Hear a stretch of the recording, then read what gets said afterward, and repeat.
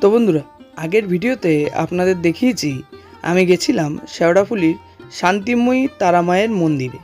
তো এই যে হলো শান্তিময়ী তারামায়ের মন্দির, আর এই মন্দিরের পাশেই অবস্থিত শেওড়াফুলির জনবিখ্যাত নিস্তারিণী কালী মন্দির। সেই মন্দির সম্বন্ধেই আজকে সমস্ত তথ্য আজ আমি আপনাদের জানাবো। কিভাবে আসবেন না আসবেন সমস্ত তথ্যই দেব এই ভিডিওর মাধ্যমে, এবং এই মন্দিরে সমস্ত ইতিহাসও এই ভিডিওর মাধ্যমে আপনাদের জানানোর চেষ্টা করব। নমস্কার বন্ধুরা, নমেডিক এপিকিউ চ্যানেলের আর একটা নতুন ভিডিওতে আপনাদের সবাইকে স্বাগত জানাই। তো আমি জয়ন্ত, আজকে আপনাদের নিয়ে চলে এসেছি নিস্তারিণী মায়ের মন্দির শেওড়াফুলিতে। তো এখানের পুরো জায়গাটা তুলে ধরবো এবং এখানকার ইতিহাসও আপনাদের জানাবো। মন্দির কটা থেকে কটা অবধি খোলা, পুজো দেওয়ার কী প্রসেস আছে, সমস্ত তথ্য থাকছে এই ভিডিওর মাধ্যমে। ভিডিওটা স্কিপ না করে অবশ্যই পুরোটা দেখবেন, আর চ্যানেলে নতুন হলে অবশ্যই চ্যানেলটি সাবস্ক্রাইব করে আমার পাশে থাকবেন। চলুন শুরু করছি আর একটা নতুন ভিডিও। আশা করি এই ভিডিওটাও আপনাদের খুবই ভালো লাগবে। চলুন ভিডিওটা তাহলে শুরু করা যাক। এই নিস্তারিণী মায়ের মন্দির যেহেতু হুগলি শেওড়াফুলিতে অবস্থিত, তাহলে হাওড়া বা হুগলির দিক থেকে আসতে গেলে আপনাদের ট্রেনে করে নামতে হবে শেওড়াফুলি স্টেশনে। আর যারা শিয়ালদা বা নৈহাটির দিক থেকে আসবেন তারাও কিভাবে আসতে পারবেন সেটাও আমি বলে দিচ্ছি। তো আমি যেহেতু ট্রেনে করে গেছিলাম, আমি নেমেছিলাম শেওড়াফুলি স্টেশনে।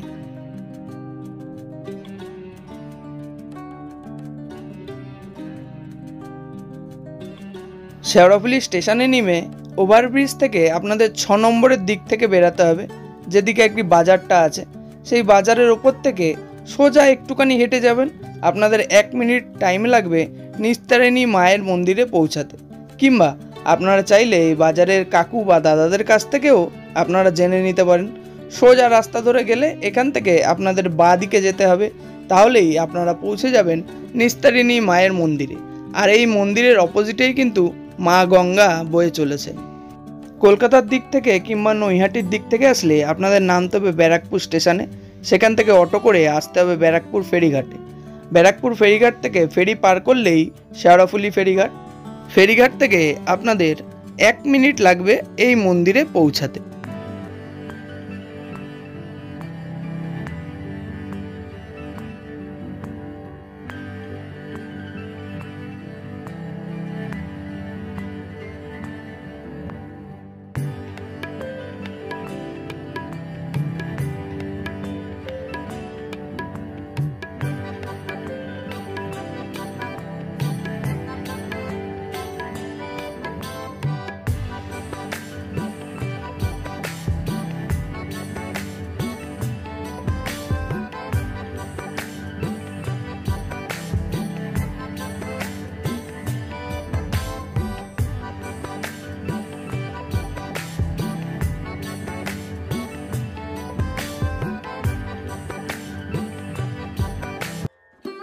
মা নিস্তারিণী কালী মন্দিরের সামনেই একদম দাঁড়িয়ে আছি, দেখতে পাচ্ছেন।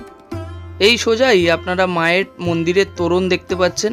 আর এই সিঁড়ি দিয়ে প্রবেশ করবার সময় আপনারা প্রচুর জিনিসের দোকান দেখতে পাবেন, যেগুলো পুজোর কাজে এবং বিভিন্ন কাজে আমাদের সময় লাগে।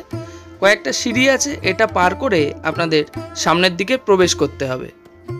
মা নিস্তারিণী কালী মন্দিরের গেটটা আপনারা দেখতে পাচ্ছেন, সুবিশাল এই গেট, এবং এইটা দেখে আপনারা বুঝতে পারবেন কত প্রাচীন এই মন্দির।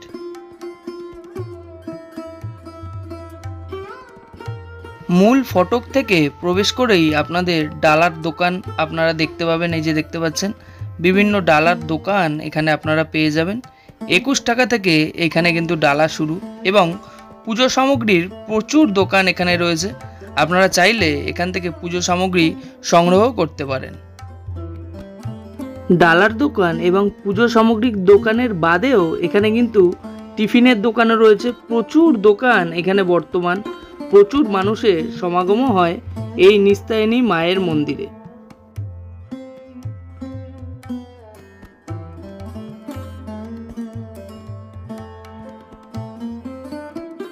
এটি হলো নিস্তারিণী মায়ের মন্দিরের নাট মন্দির চত্বর। এই যে সোজা দেখতে পাচ্ছেন, এগুলো কিন্তু সংস্করণের এখন প্রচুর দরকার রয়েছে। আপনারা সচক্ষে দেখলে সেটা বুঝতে পারবেন। মন্দিরের আশেপাশে ছড়িয়ে রয়েছে প্রচুর দোকান, যেমনটা বললাম। মন্দিরের সামনে এবং মন্দিরের পাশেও রয়েছে প্রচুর দোকান। একদম নাট মন্দিরের সামনেই আপনারা দেখতে পাবেন এই হাড়িকাঠ। বিশেষ বিশেষ দিনে এখানে কিন্তু বলির ব্যবস্থা করা হয়। বলি প্রথা এখানে কিন্তু এখনো চলছে আর কি। মূল প্রবেশদ্বার থেকে প্রবেশ করেই আপনারা সোজাসুজি একটা গাছের নিচে বাবা মহাদেবের একটি মন্দির দেখতে পাবেন। প্রচুর ভক্ত এই গাছের নিচে বসে বিশ্রাম নিচ্ছেন আর কি। আর বাবা মহাদেব যেখানে আছেন সেখানে নন্দী মহারাজ তো থাকবেনই, দেখতেই পাচ্ছেন আপনারা।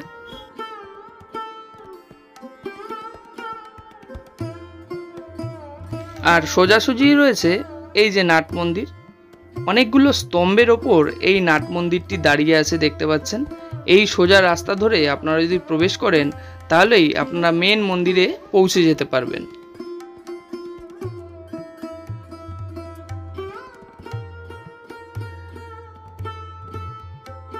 চলুন তাহলে নাট মন্দিরের ভিতর থেকে মেন মন্দিরে প্রবেশ করা যাক। নাট মন্দির চত্বরের ভেতরও দেখতে পাচ্ছেন অন্যান্য মন্দিরের মতো এইখানে নাট মন্দির চত্বর কিন্তু অতটা পয় পরিষ্কার নেই দেখতে পাচ্ছেন।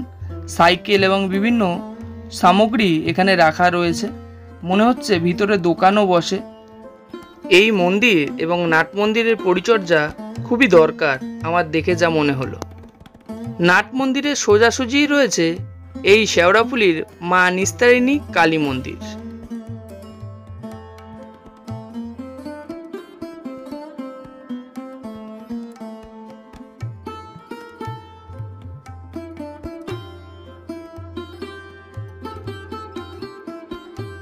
বহু বছর আগে এই শেওড়াফুলির নাম কিন্তু ছিল সারাফুলি।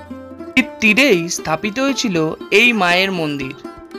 মন্দির থেকে নদী অবধি পৌঁছাতে আপনাদের মিনিট খানিক সময় লাগবে। 1827 সালে বাংলা 1234 সনের জ্যৈষ্ঠ মাসে কোনো এক শুক্লা পঞ্চমী তিথিতে এই মন্দির প্রতিষ্ঠিত করেন শেওড়াফুলির রাজবংশের রাজা হরিশ্চন্দ্র রায়। রাজা হরিশ্চন্দ্র রায়ের এই মন্দির স্থাপনের পিছনে রয়েছে একটা অদ্ভুত ইতিহাস। রাজা ছিলেন খুবই ধার্মিক, নিষ্ঠাবান এবং মা কালীর ভক্ত, কিন্তু তিনি একবার স্ত্রী হত্যার দায়ে জড়িয়ে পড়েন।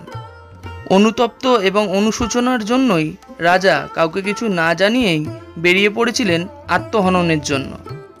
কোনো এক অজ্ঞাত কারণে রাজার আর আত্মহত্যা হয়ে ওঠেনি। ঘুরতে ঘুরতে রাজামশাই আশ্রয় নেন গভীর জঙ্গলের মধ্যে এক বৃক্ষের তলে। ধীরে ধীরে রাত নেমে আসলো এবং ক্লান্ত রাজা নিদ্রায় ঢলে পড়লেন। নিদ্রাকালেই রাজা স্বপ্ন পেলেন দেবীকে। দেবী রাজাকে স্বপ্ন দিয়ে দেখালেন তিনি যেন দক্ষিণাকালীর মূর্তি গঙ্গা তীরে স্থাপন করেন। নিদ্রাকালে যে শিলাখণ্ডের ওপর রাজা শুয়েছিলেন সেই শিলাখণ্ড দিয়েই তৈরি করতে হবে দেবী বিগ্রহ। রাজা ঘুম থেকে উঠে দেখলেন এক অদ্ভুত কাণ্ড। তিনি যার ওপর নিদ্রা নিচ্ছিলেন সেটি সত্যিই এক শিলাখণ্ড। এরপরই রাজা ফিরে এলেন তার রাজ দরবারে এবং রাজ কর্মচারীদের আদেশ দিলেন এই জঙ্গল থেকে শিলাখণ্ডটি তুলে আনার। পরে রাজামশাই জানতে পারলেন শিলাখণ্ডটি এক মূল্যবান কোষ্ঠী পাথর। তারপরে ঘটল আরও এক আশ্চর্যজনক ঘটনা। হঠাৎ একদিন রাজবাড়িতে আবির্ভাব ঘটল এক ভাস্করের। ভাস্কর জানালেন দেবী কালিকার নির্দেশেই তিনি দেবী মূর্তি গড়তে এসেছেন। এই সব কাণ্ড দেখে রাজা বিস্মিত এবং মোহিত হলেন। তিনি মূর্তি নির্মাণের আদেশ দিলেন। যথাসময় এবং সঠিক নিয়মকানুন মেনেই তৈরি করা হলো মায়ের মূর্তি। মন্দিরে স্থাপন করা হলো মা কালিকার এই মূর্তিটি। রাজা তারপর মন্দিরের পশ্চিমে নির্মাণ করলেন একটি কুটির। দিনের বেশিরভাগ সময় তিনি কাটাতেন এই কুটিরে। শোনা যায় জীবনের শেষ অবধি রাজা এই কুটিরেই এইভাবেই কাটিয়েছিলেন। মন্দিরে পঞ্চমুণ্ডী আসনের ওপর তামার বেশওয়ালা ঠিক বড় একটা পদ্ম। তার ওপরেই রয়েছে মহাদেব এবং তার মহাদেবের ওপরেই রয়েছেন মা নিস্তারিণী।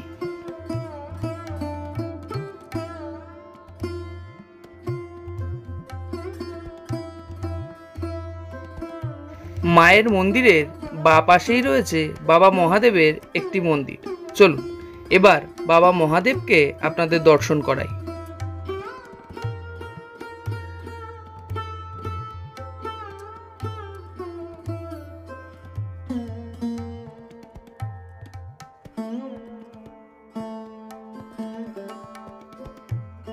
নিত্য ভোগ প্রসাদের কিন্তু ব্যবস্থা এই মন্দিরে নেই, কিন্তু ভান্ডারার দিনে সাধারণ মানুষদের ভোগ প্রসাদের ব্যবস্থা করা হয়।